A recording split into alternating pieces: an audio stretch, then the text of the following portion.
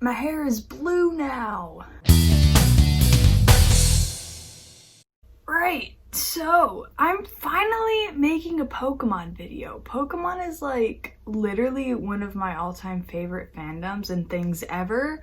So I'm really surprised that it's been over 6 months of having a YouTube channel about nerdy fandom stuff and I haven't made a single Pokemon video yet.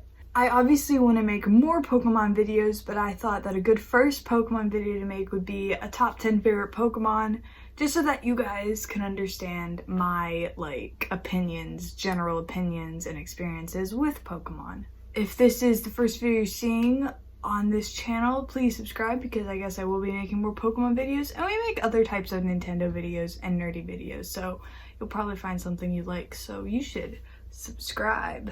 So I just want to give brief context because you're probably going to be like, whoa, why isn't this Pokemon here? And I'm going to explain why now. Okay, so my first ever Pokemon game was Omega Ruby that I got when I was 11 years old, because even though I had a Wii growing up, I didn't have a 3DS until I was 11. So my first Pokemon game ever was Omega Ruby, and then I played X, and then Sun and Moon came out, and then Ultra Sun and Moon came out. Then Let's Go Pokemon, Let's Go Pikachu and Eevee, and then Sword and Shield. And those are the only Pokemon games I've played. So I've never played through Johto, Sinnoh, or Unova. Call me uncultured, I don't care. I do have Diamond, but every time I go to play it, it's just really boring. It moves so slowly and I always just get bored and can't do it and move on. And I'm pretty sure my sister has a copy of White, so if I really wanted to play through Unova, I could do that, but I'm not that keen on it. Johto and Sinnoh, they're probably going to be making remakes probably soon. I mean, Let's Go Johto's been talked about. The Sinnoh remakes have to happen at this point, so I'll be able to play them soon. But as it stands, that is why there's a bit of a skew towards Pokemon from certain regions because I haven't played through all of the regions. So yeah, anyway, let's get going. So number 10 is probably a Pokemon that is on almost no one's top 10 Pokemon list, and that is Furfrou. Basically, let me explain where my love from Furfrou started. The first ever time I was playing through Pokemon X, this was obviously my second ever Pokemon game, and I had actually watched the Kalos anime, so unlike Pokemon Omega Ruby, in which I knew nothing about Hoenn, I actually knew the region that I was exploring. But every time still I came across a Pokemon that I had never seen before, I would get super excited and catch it. And so Furfrou, I caught it and I actually added it to my team because I thought it was cute. And people underutilize this Pokemon. Furfrou's speed stat is the same as Garchomp. Furfrou is so fast. It's so fast. And literally, it was a powerhouse of a Pokemon to have on my team because it would always move first. I could always get a good stab in. Always. Its speed stat is so insane, toppled with the fact that I was kind of over leveled during most battles. This thing could sweep. It could sweep. And it was just a dog. And I never even got Furfrou's hair trimmed or anything. I just kept it base game poodle form. And I'm also really not into shiny hunting, but if I were to ever hunt a shiny, it would be shiny Furfrou because it's just a cool looking black dog. So yeah, Furfrou number 10, love it. Number 9 is Ice-Q. This one, I only used it once in my first playthrough of Shield. And I never really used it that much because I caught it kind of underleveled and never bothered to bring it up. But penguins are my favorite animal, and this is a really good penguin designed Pokemon. I never thought the Piplup line, even though I have a Piplup plush right back there, I never thought the Piplup line was a very good penguin Pokemon. Same thing with Delibird. They were okay, but the Ice-Q is a really solid penguin Pokemon, and it's just so cute, and it's so cute, and the mechanic of the little ice on its head, it's just really cute. It's so cute. It's so cute. I need a plush of Ice-Q, if that's a thing. It probably is. Number 8 is Xurkitree. So I don't care if you think I have taste or not, Pokemon Sun is my favorite Pokemon game, and let me explain why. Basically, I started playing with Omega Ruby and X, Gen 6, and that was when I got into the fandom. So the months and the hype leading up to Sun and Moon, I remember so well. and just like people were going crazy for it. People were going absolutely nuts, and like that's my first experience at the fandom, and so I was getting so hyped for these games. And then Pokemon Sun and Moon released the day before my 13th birthday, which was crazy. So literally, like, I got Pokemon Sun and Moon like the day I pre-ordered it, and so it was delivered like the day before my birthday, and like I stayed up all night playing it, and like I woke up and I just wanted to play it. So, and like they're not great games, I will say that. Compared to others, they're not the best, but I love them, and I love Alola so much, and all the Pokemon. Sun and Moon, they're great games. I love them.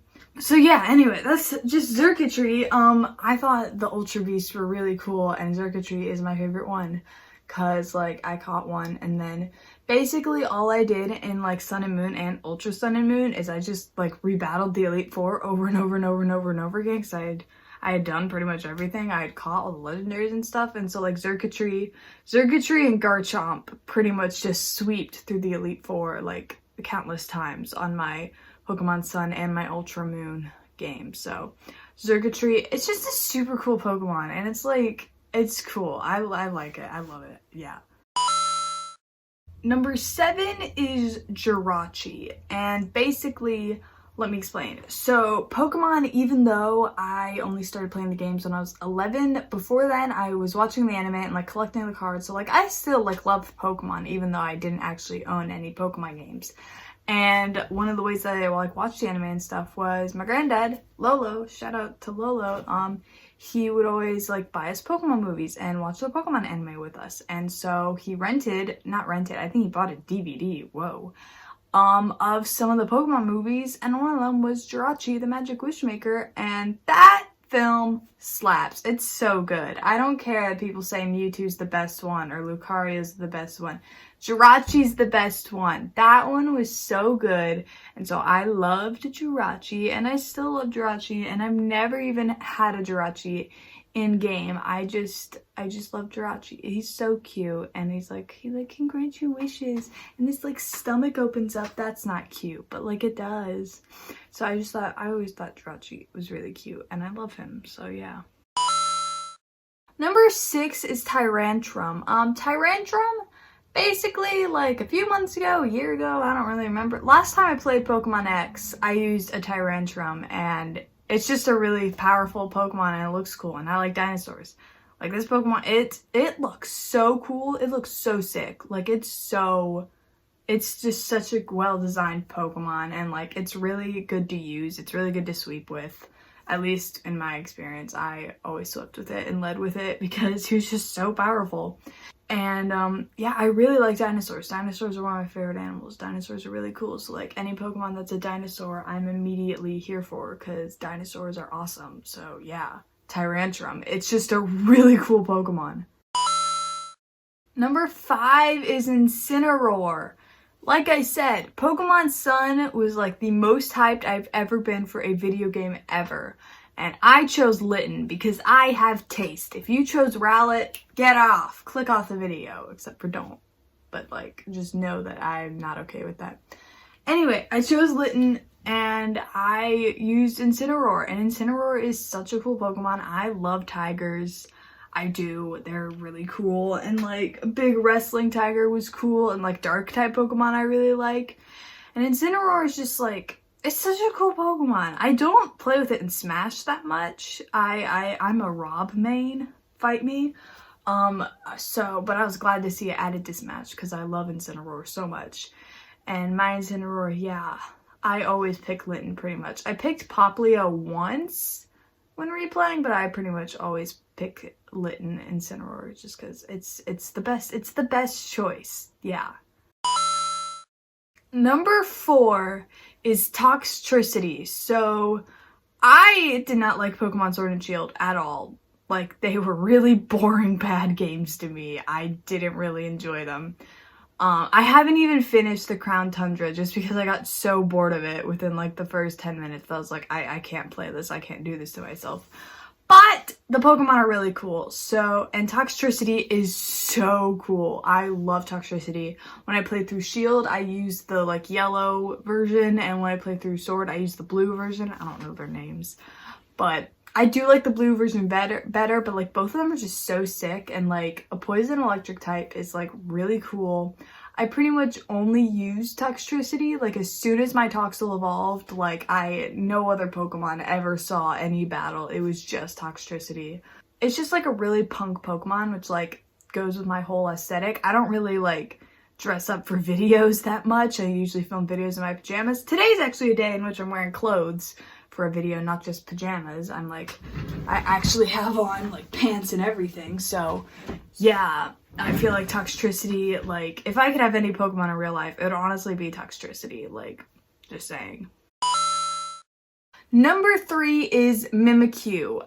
Mimikyu is just so cute and so tragic and sad. The story is really sad, but I don't think there's a single person out there who doesn't love Mimikyu. Mimikyu's just so great and so wholesome and such a powerful Pokemon too. Like I pretty much always catch one when I play through Alola just because like they're really good to have. And it's such a cool design. I like have like an enamel pin of Mimikyu on my bag and everything. Like Mimikyu's such like a dope Pokemon. I love it.